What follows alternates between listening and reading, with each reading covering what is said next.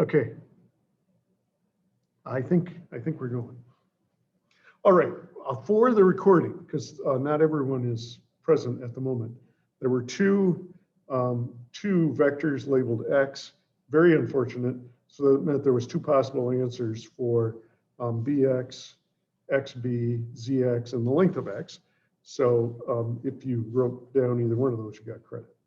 Okay, so AB is just the product of a 3×2 times a 2×3 that is defined. Here it is.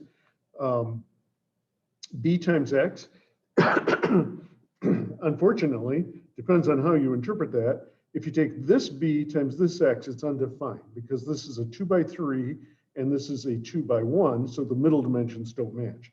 However, if you took this B times this X, then it is defined and you get minus 10,4 as a column vector. XB, well, if you take the first X, you have 2 rows, but the B has 3 columns. That's not defined. If you take the second X, then you have 3 rows to match the 3 columns, and that is defined. Whoops. Oh, XB, not BX. That's still not defined. This is a 3×1 followed by a 2×3. So that's also not defined. ZX is not defined if you take the short X, because let's see, Z has 3 columns and X has only 2 rows. And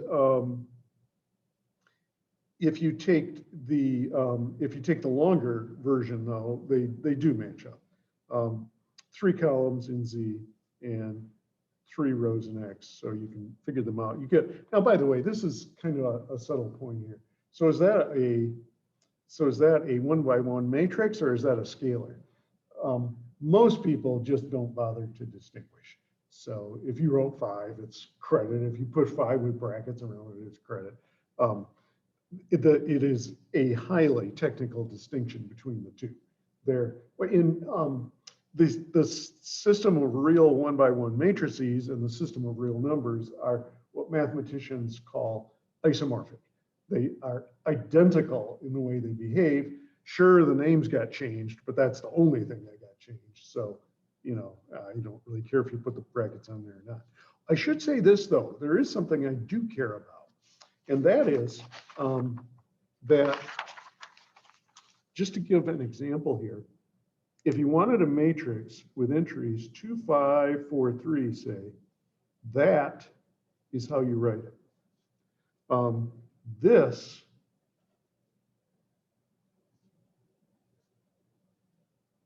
means the determinant. So do not write this when you mean this. Okay, so I saw at least 2 papers where there was repeated mistakes on that. I did not take off for it this time, but I will next time. So you don't want to confuse those notations.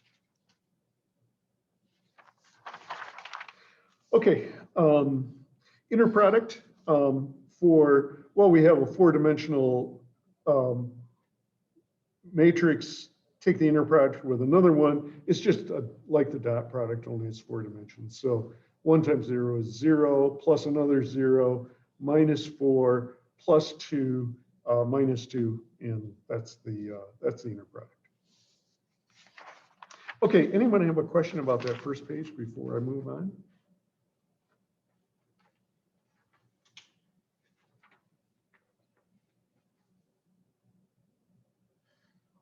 I should tell you this too. When you get your paper back, if you're waiting for it to be emailed, or once you get your physical paper, it's really smart to go through and do things like add up the points and make sure that I got that right. I go through a pile of papers, and you know, it is not that hard to make an error. So please do check. I think at this point in the semester, I almost always tell this story. When I was an undergraduate, I took one course in philosophy. One convinced me I didn't want anymore. Though I liked philosophy, I didn't like the philosophy department. And this professor was kind of belligerent. And so he handed back the first exam And he said, now, if any of you think I didn't grade one of your problems correctly, you're very welcome to bring that to my attention. All you need to do is write me a note, attach your exam, and I'll be happy to look at that problem again. But if you do, I will also read every one of your other problems. And if I find something else wrong, you're going to lose points. So don't just assume that if you give me your paper that your points are going to go up. Of course, no one ever complained about anything all semester. The point of that story is I don't want to be that way. If I made a mistake on grading your paper should be graded in a way that's accurate and reasonable. That doesn't mean that we will always agree, but if there's an obvious mistake, then I will certainly correct it. Okay, so this, it turns out, is problem 0 because somehow when I was editing, I knocked off the numbering system. So if you want to give that a number, that's problem 0 here on page 3. Makes all kinds of sense, right? Okay, so the question is, find all the solutions to this system. What you want to do is put these coefficients in a matrix. And there's more than one thing you could do, but one way to do this, and I think most people did actually, was to take this right-hand side vector, append this on here so you have what's often called the augmented matrix. You row reduce it. It turns out you get the 3 by 3 identity here. So this has a unique solution. X1 is 3, X2 is -2, X3 is 2. And that's a unique solution. Now this says if there's more than one solution, write it in parametric and vector form. So there was only one solution, so I think that's good enough. Some people did actually, they were fearing that I was like my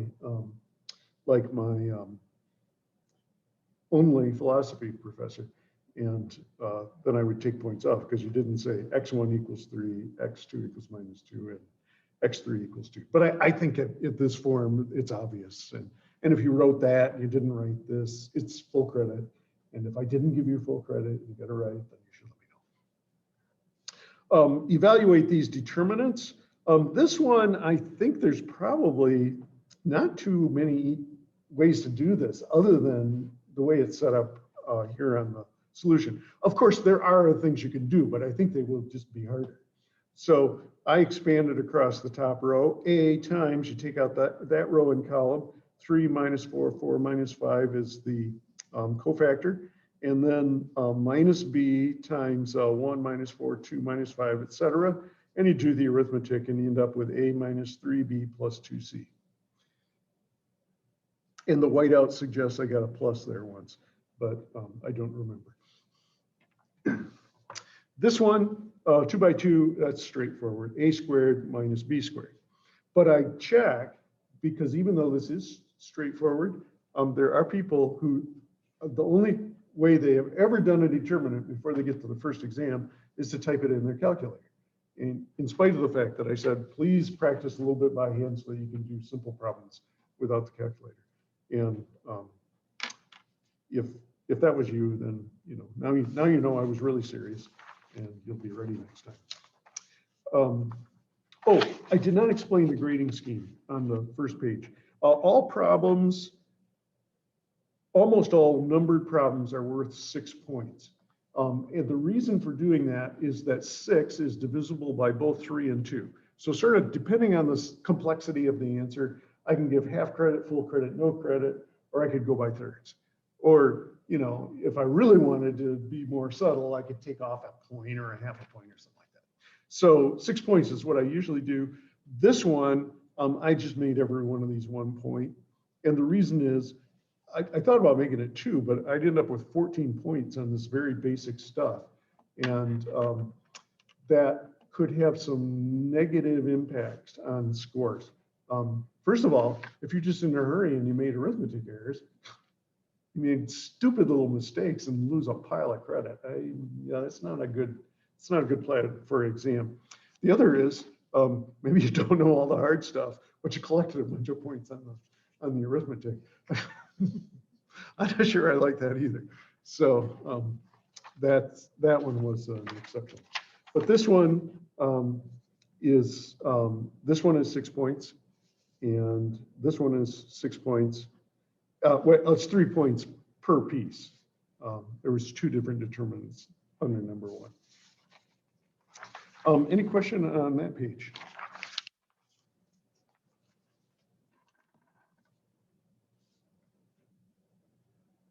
Okay, problem number 2.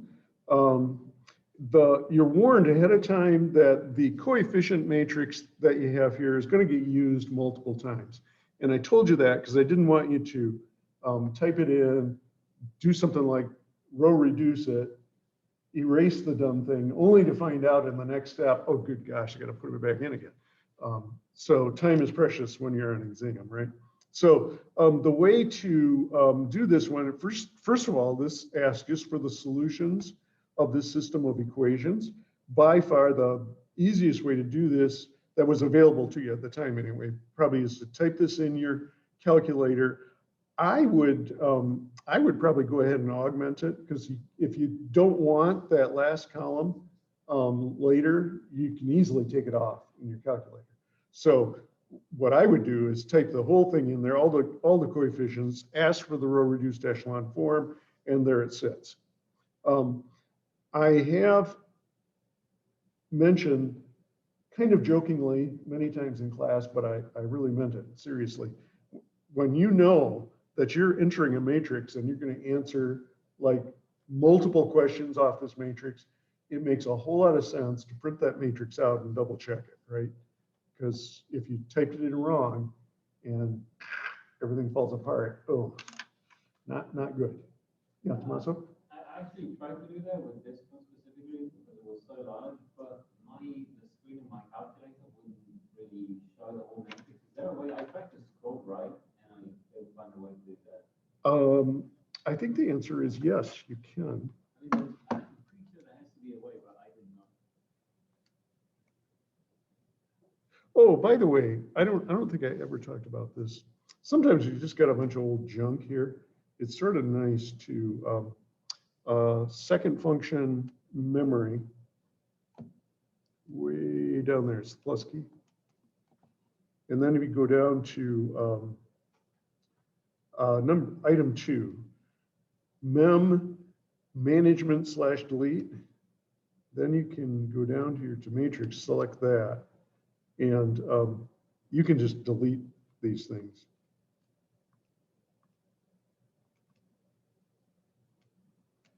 And now they're gone. So sometimes it's nice to just start fresh.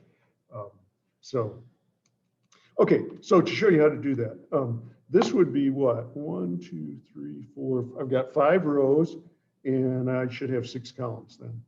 So I tell it I want a 5 by 6, and now I'm going to start entering these, which is not that much fun.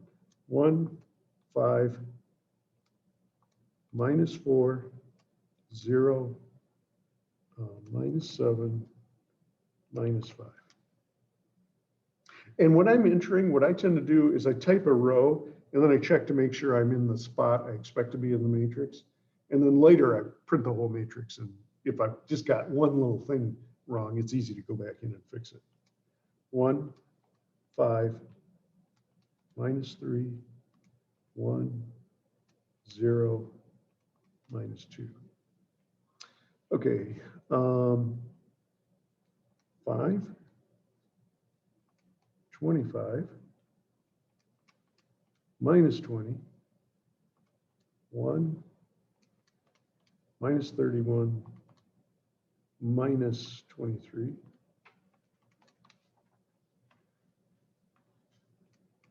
-2, -10, 8, 0, 14, 10,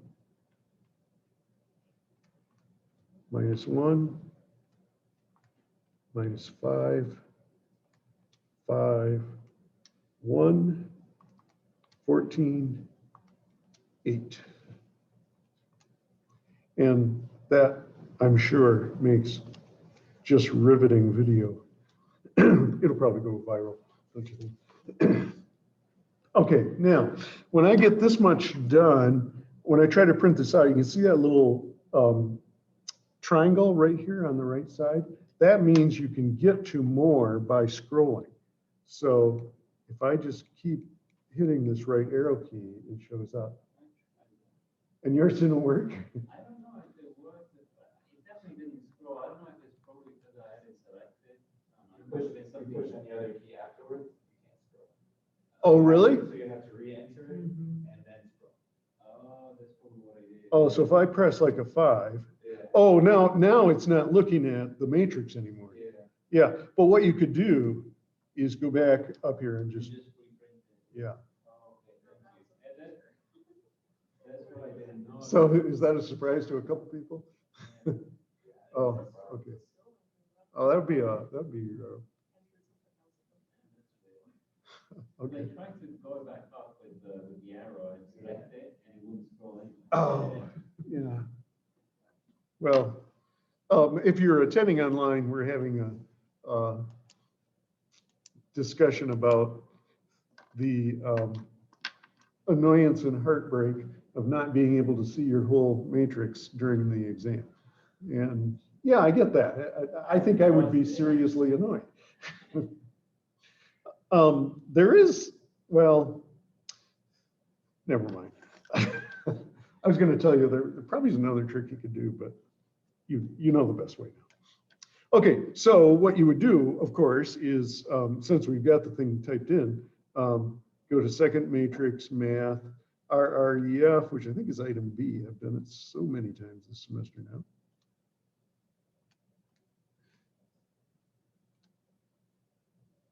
So there it is, and that is how I got this matrix.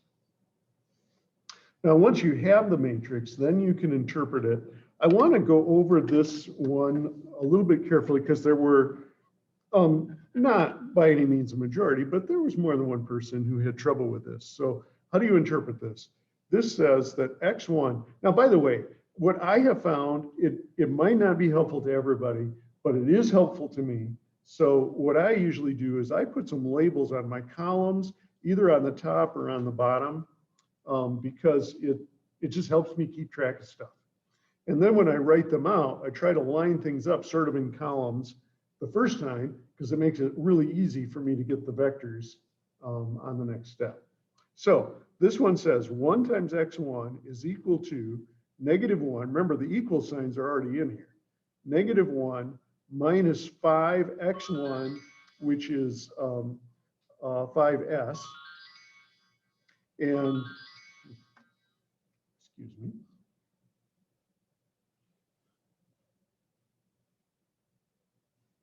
Oh, maybe I better see if some of this from the class. Nope. I found the very best way to silence my phone is to turn it off. Works really well. But then I forget to turn it on until sometime next week. Where have you been? Oh, right here.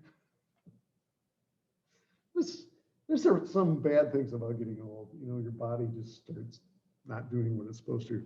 But the nice thing is, people start giving you grace on stuff like that. They think, yeah, he's just an old guy. Of course, he doesn't figure out his phone. It's great. Gosh, you don't look very good. That's true, but I'm old. So people don't judge you anymore with respect to some things. Okay, where was I? I was doing math, wasn't I? So all of this stuff right in here gets pushed to the other side of the equation. So that's where the -5s and the -5t come from. Likewise, this, notice we're skipping. There's no 1 in the second column. So this one talks about x3, not x2. And I did see that mistake a couple of times when I was grading papers. It's so easy to make when you're in a hurry, but you pay attention to what column you're in, not which row. So this one means 1 times x3. And we've skipped 1, so that means that you've got to have a parameter for x2. And then similarly for the rest of these. So now when we see these two rows of zeros, that tells us, yes, indeed, we do have two parameters, but they aren't x4 equals t and x5 equals s or something like that. And a couple of people got tangled up on that. So pay attention to the columns where the ones are located, not the row. Now, if you write in this way, then it's really quite easy to line things up into vectors. The constant vectors are -1, 0, 1, 2, 0. And S is the coefficient on -5, 1, and then 3 zeros, and similarly for T. So that's how that one works. Okay, I will not talk so long about the next few, because if you really get everything you can out of this, you have darn near solved several problems. So you can pretty much just start writing stuff down now. Okay, so now I tell you in the instructions, this is the same thing, except the right-hand side has been changed to 0. So this is the set of homogeneous equations. So if you row reduce it, you're just going to start with zeros in here. And so you'll end up with zeros on the right-hand side.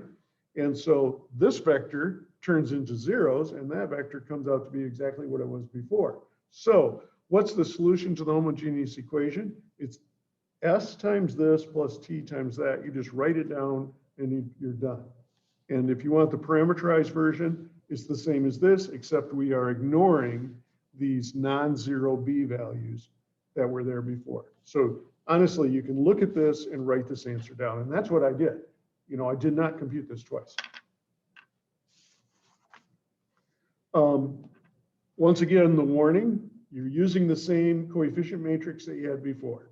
Now, the one previously, I think we had some B values, but if you have this in as a 5 by 6, if you really don't want that extra column, you just go into edit and resize it. Say it's a 5 by 5, and the B values will go away. So what's a basis for the null space? Well, you just did that.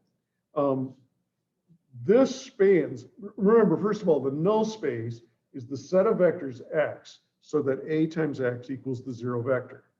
Well, that's the solution to the homogeneous equation. You know the solution of the homogeneous equation. It popped up way back here on this, the first time you looked at this matrix. So the basis vectors are this vector and this vector. So a basis of the null space are those two vectors. Now, there's other ways of writing it. Some people, like, they'll say the null space is equal to the span of this set. And of course, if you'd like to write them in horizontal format, that's fine. But that's the solution. I said from number 3, but really it goes all the way back to number 2. Determine the rank of A. Well, remember, we row reduced A to its row reduced echelon form way back here on this first problem, number 2. You just ignore those non-zero B's. So here's the row reduced echelon form. It's got 2 rows of zeros. So the rank of the null space is 2, and the rank of the row space is 3.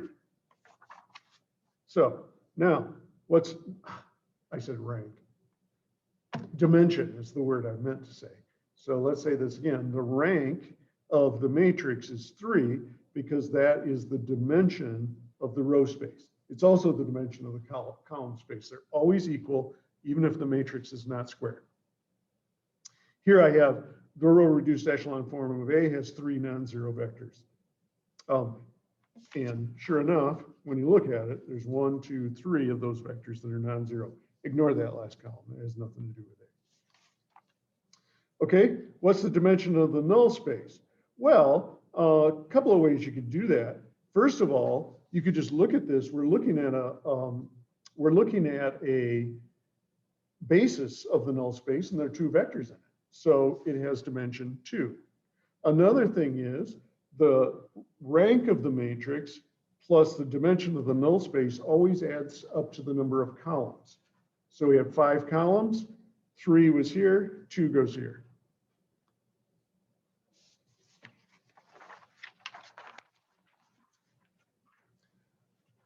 Find a basis for the row space of A. Well, once again, you want to look at the row reduced echelon form of A.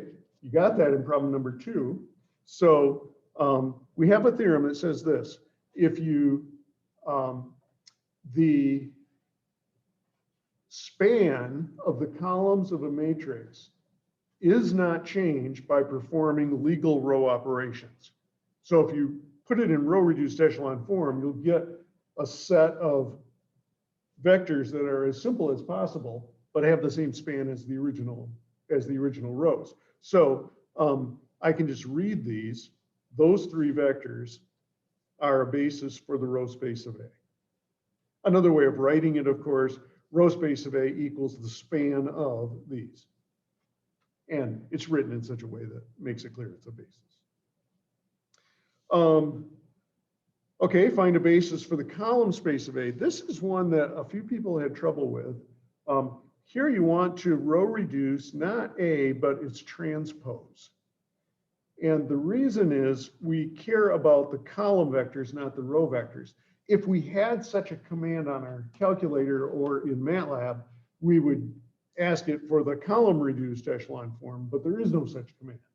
So by taking the transpose, you transform those columns to rows, and then you can do row operations, which essentially tells you what would happen if you did the simplifying column operations to the original matrix.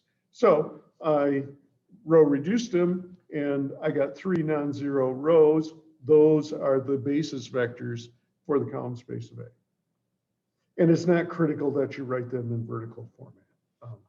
You know, a vector is a vector. Any question about that?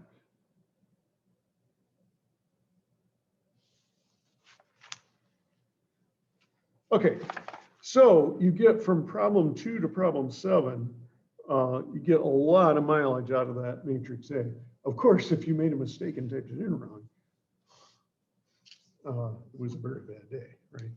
So actually, as far as I know, I don't think that happened to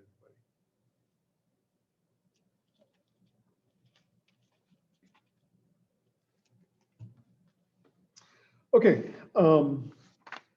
problem number 8, evaluate the determinant. Some of you valiantly did a cofactor expansion. So you took R times that determinant of that submatrix minus S times the determinant of the matrix you get by taking out the first row and second column, et cetera. And what amazes me is a number of you, not only did you try it that way, but you got it right. I can't do that. I would surely botch up the algebra or the arithmetic by the time I got to the end, because that is not a short process. Those of you who did it know. It takes a while to work all that out. However, if you, and there was kind of a liberal hint here, one way is fast and easy. If you just scan through here, after a while, you probably start noticing there sure is a lot of S's and T's and R's in there. So how about if you took -1 times row 1, added it to row 2 and to row 3, you get to this. Oh, that's a diagonal matrix, and the determinant of a diagonal matrix is the product of the elements down the main diagonal.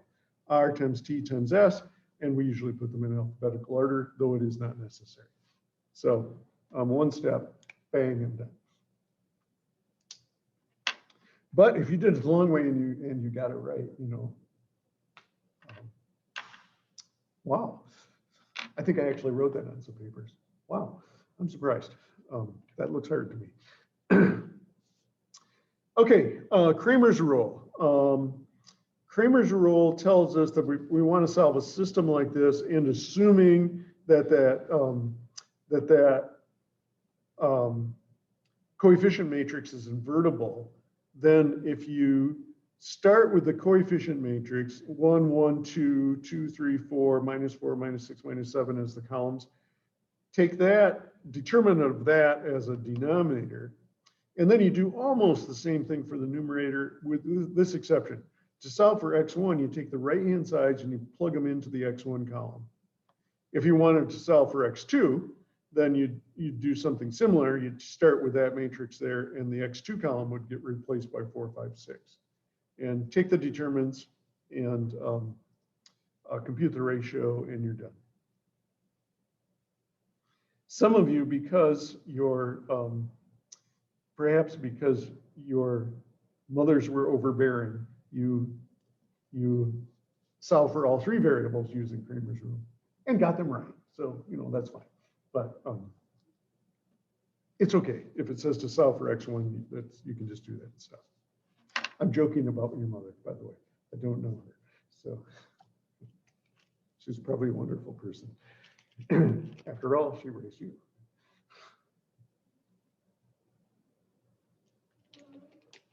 Okay, for this one, we want to compute the determinant of a squared times b times c transpose.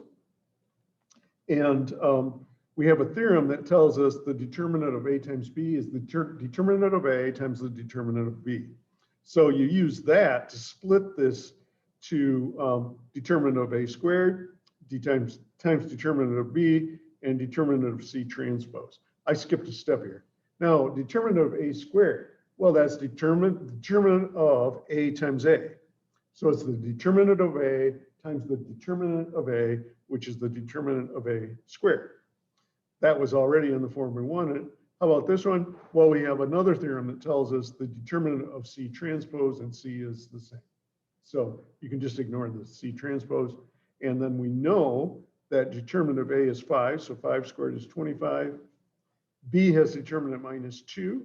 And C has determinant 3. Multiply them out, you get 150.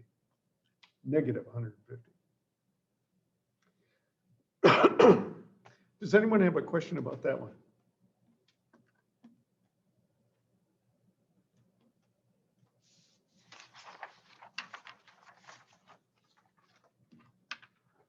Okay, invertible matrix theorem. The invertible matrix theorem in its full glory has, it's like 12, 13, 14 different statements, all of which are logically equivalent. So if one of those statements is true, everything in the list is true. If any one of them is false, everything in the list is false. So I just ask you to report 4 of them. And here are some ways you might respond that are correct. A inverse exists. The equation AX equals B has a unique solution for any right-hand side B. Of course, it means any right-hand side of the right size. If this is a 3 by 3 matrix, you couldn't put a 4 by 1 here and hope to get a solution. That wouldn't work. The homogeneous equation AX equals 0 has only the trivial solution. The determinant of A is not 0. The null space of A is just the 0 vector. That's the only thing that's in the whole space. The rank of A is n. The rows of A are linearly independent. The columns of A are linearly independent. The rows or the columns of A span all of Rn, and there's more besides. So, and some of you might even thought of something else.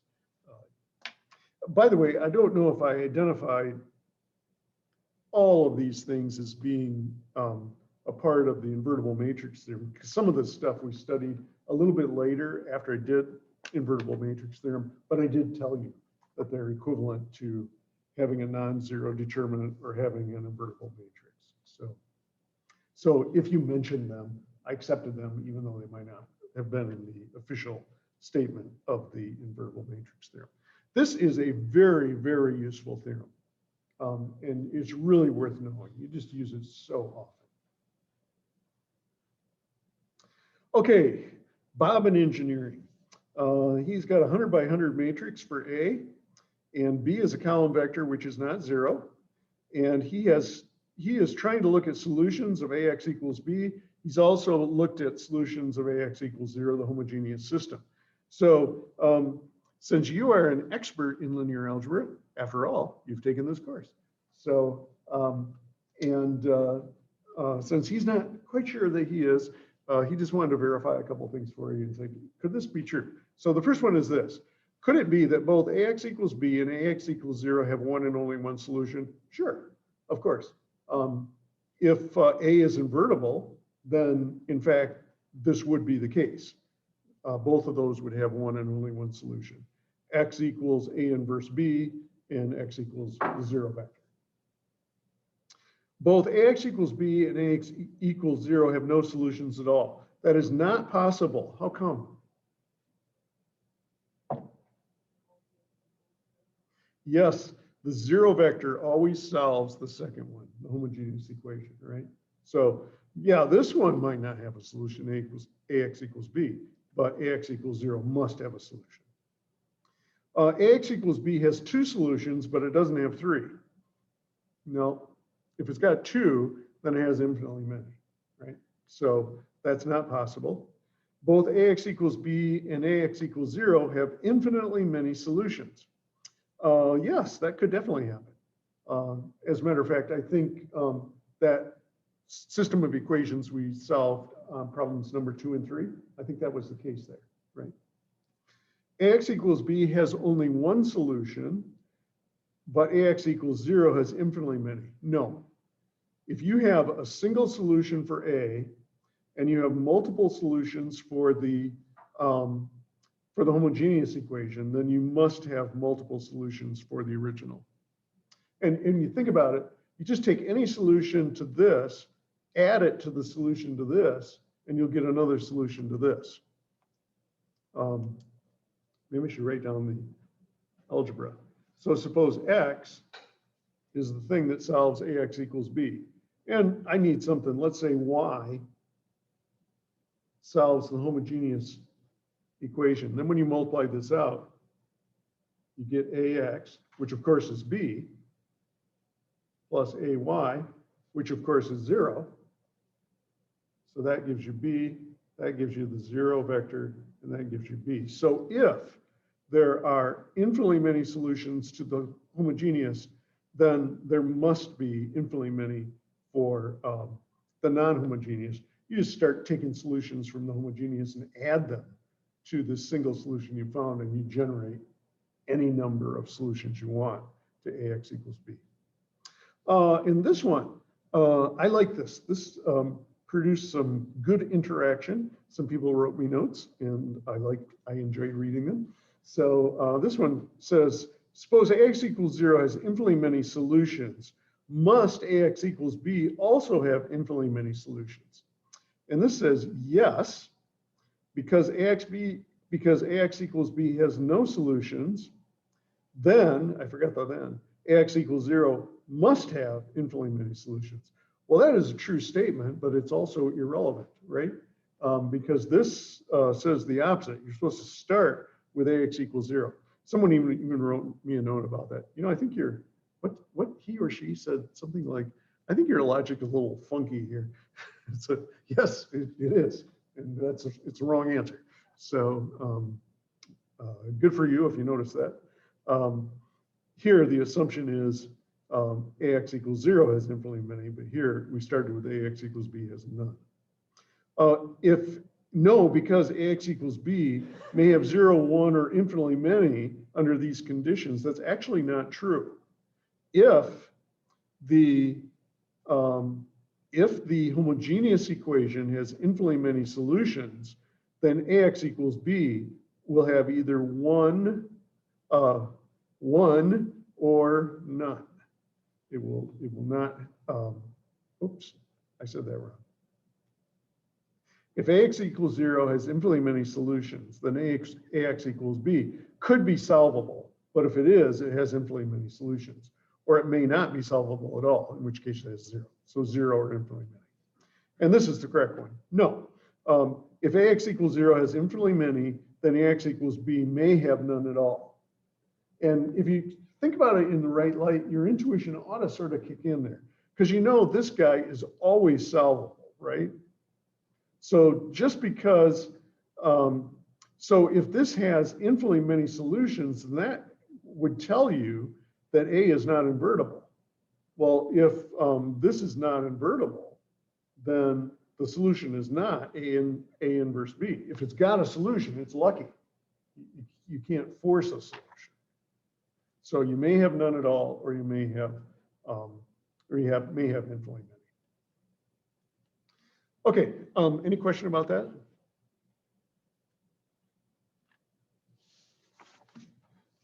Okay, subspaces. S, a subspace of a vector space V, let me say it this way. If S is a subset of a vector space V, it's a subspace if it is closed under both vector addition and scalar multiplication. One of those like the scalar multiplication tells us any subspace must have the zero vector in it. And that's a useful test. Another useful quick test is if the vector x is in a subspace, then the vector minus x must also be in the subspace. Why? It's just minus 1 times that vector, right? So, and that first quick check knocks out this first one. Could A01, the vectors of the form A01, where A is a real number, could that be a subspace of R3? No, it doesn't contain the zero vector. G, X0Y. So the only thing about these vectors is their second entry is 0. Does that make a subspace? It certainly does. If you add a couple of these things up, you get another one back in the space. And if you take something of this format, X0Y, multiply it by any constant, any scalar multiple, you get another thing that's in that format as 0 in the middle. So G is closed under vector addition and scalar multiplication. Therefore, it's a subspace of R3. Some people tried to do this by giving me examples. For instance, they would take something like this. Well, think about this one, 305 and 102. Add them up, you get another thing of that form. That's actually a correct statement, but it doesn't solve the problem because you have to write a proof. You can't just give examples. You might have landed on a lucky example is how the logic works. Maybe you picked a couple, they worked, but there's another couple that don't work. So that's why you have to write a general statement to prove, and a single example is sufficient to disprove. Number 14, determine whether the vectors are linearly independent. Easiest way I would say is to put these in a matrix. I put them in as rows and take the row reduced echelon form. I got a row of zeros here, so they're dependent. You could do it, you could put them in as columns too, it's the same, because the rank of the matrix is not changed by taking its transpose. Some people looked at this, and by the way, I like this solution. They just looked at it and they said, well, look, if you add U and V together, you get W. And so they took note of that. And they wrote something like this or something like this. Perfectly good answer to the question. So as a matter of fact, I like it. It's insight. So these are both good ways. I saw other things. One person took this matrix or its transpose, I don't remember what, computed the determinant, which is easy on the calculator, right? And it's not, it was 0. So they said, oh, it must be dependent. And of course, that's correct. So I like that. Any questions about page 9 before I leave it?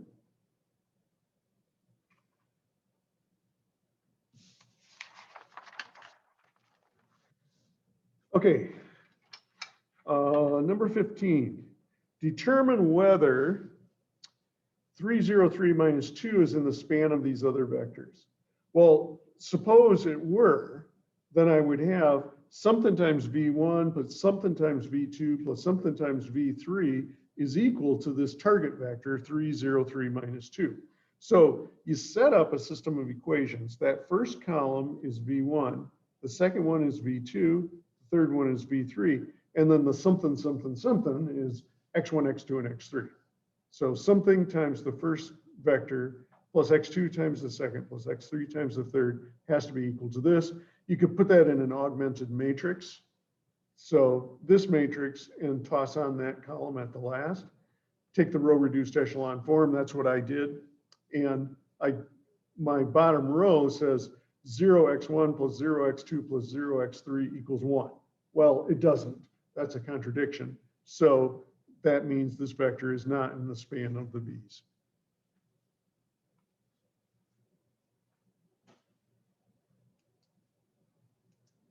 Number 16, do these vectors, V1, V2, V3, they're the same V1 and V2 and V3 as you had up here. That was intentional, so you don't have to retype everything. And then it threw in an extra one, V4, a string of ones. Does that span R4? Well, what you might do is put them in a matrix and compute the row reduced echelon form. If these four vectors are linearly independent, then you would have four linearly independent vectors in a four-dimensional space that must be a basis. So it would have to span. When you compute the row reduced echelon form, though, you find out that this matrix has rank 3. So they're dependent. They can't possibly span all of our four. They span some three-dimensional space. But which one? Well, we didn't figure that out. Any question there?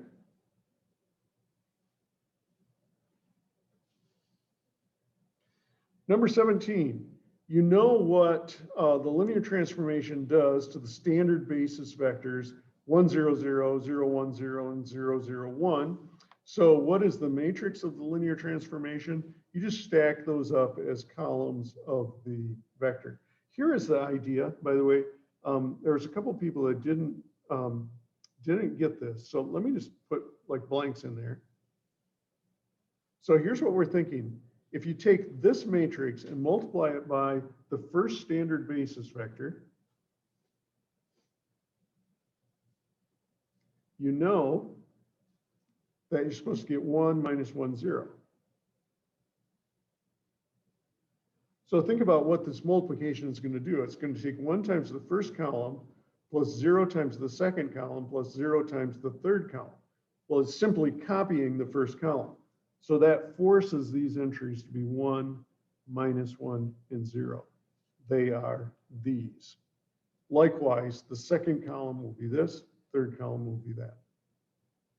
Once you know that, you can compute the T of 3 minus 4, 6. You just take that matrix, multiply it on the right by 3 minus 4, 6, and there you get your image vector. So the image of 3 minus 4, 6 under T is this, 9 minus 1, 8. Any question there?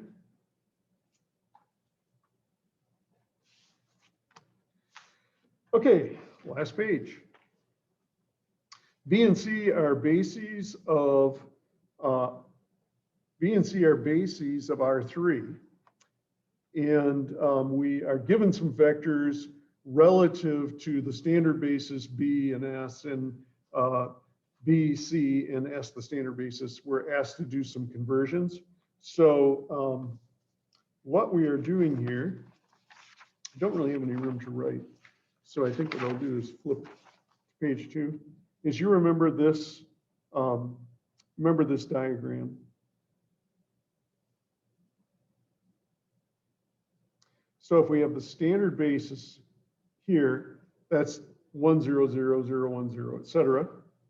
We have some other bases with B vectors here, some other basis with C vectors here. Then the transformations are done this way. Oh, look at that. Got arrows on both ends. That's nonsensical. Okay. So if you start with V expressed in the standard basis, which is sort of usually what we have, right? And you want to get down to B, you multiply by the matrix of B inverse. And to go this way, you multiply by the matrix of B. This one, C inverse and C. And how you figure these out is you just think, well, suppose I start here and I want to go over there. What I have to do is I'd start with my vector first. Originally, it's expressed with respect to the C basis. Now, I want to, first of all, get it into the standard basis, so I multiply it by C. Having done that, then I want to get down here to the B basis, and I left multiply it by B inverse. So that's this direction. And I've sort of painted myself into a corner here now with a diagram. So let's pretend I didn't put that in there. That's this one. And if you want to go this way, if you're starting with something expressed in the B basis, to get up to standard basis, you multiply by B. That's this. That's supposed to be clearly scratched out. And then to come back down here to the C basis, you multiply by the inverse of the C matrix. Now, what I did when I solved this myself,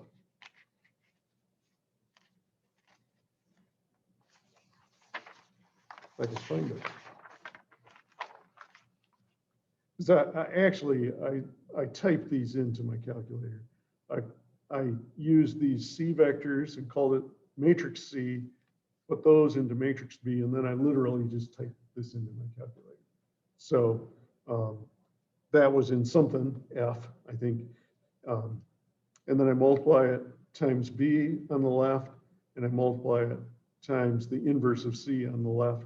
And you can write all this stuff out if you want, but you get this.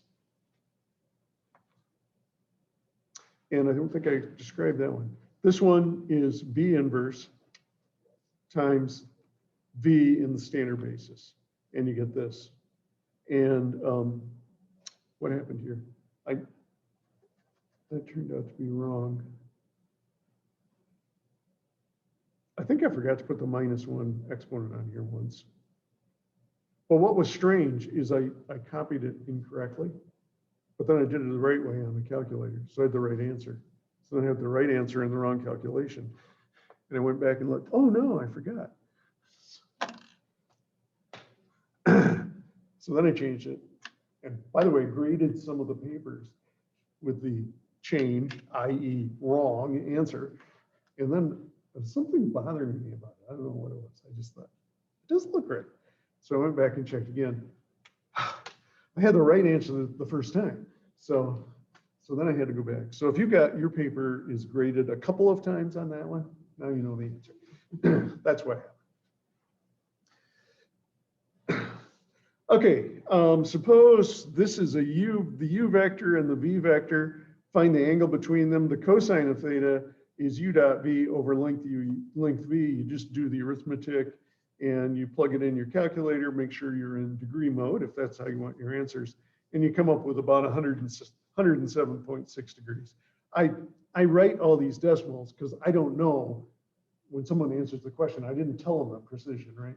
So somebody might give me 8 decimals and I like to be able to check a few of them to see if we agree.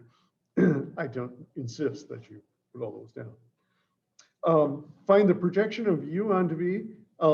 If you notice, this is a scalar and that's a vector, right? So when you get done, you should have a scalar times a vector, and there's various ways of representing that. A number of people gave me answers like, you know, I don't remember the numbers, but 6. No. It's supposed to be a vector. So, and you know, I totally get it. You're in a hurry, and by this time you're tired, right? Just sometimes seeing the big picture is helpful. What this means is this: you got a couple of vectors in 2 space. It would look like this. Suppose you got the vector U here, and you got the vector V here. What you do is you drop a perpendicular, and this piece right here, it's the component of U that's parallel to V. And likewise, there's a component that's perpendicular, right? So these projections are really quite handy. We use them frequently in linear algebra.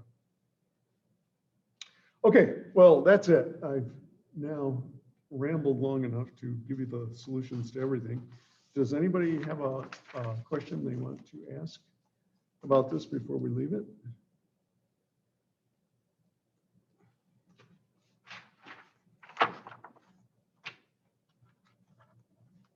Well, congratulations. You have listened to me talk for yet another hour.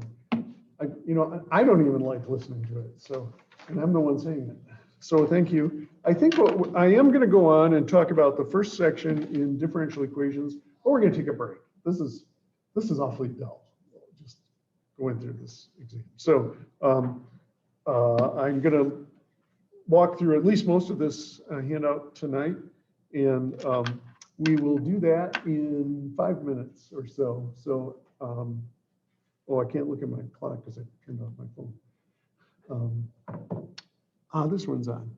So at 7:10 by this computer, we will reconvene. You can keep it.